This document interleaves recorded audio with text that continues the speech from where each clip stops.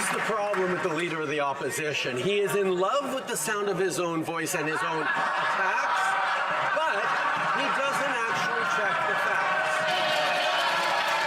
facts. So the high school drama teacher over here accuses others of liking the sounds of their own voices.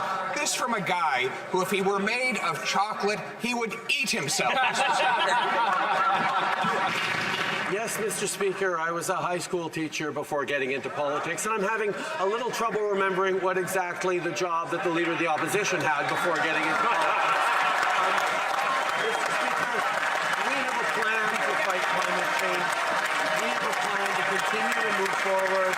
Yes, and he left right in the middle of the semester, and I'm having trouble remembering why. Oh! Now, Mr. Speaker.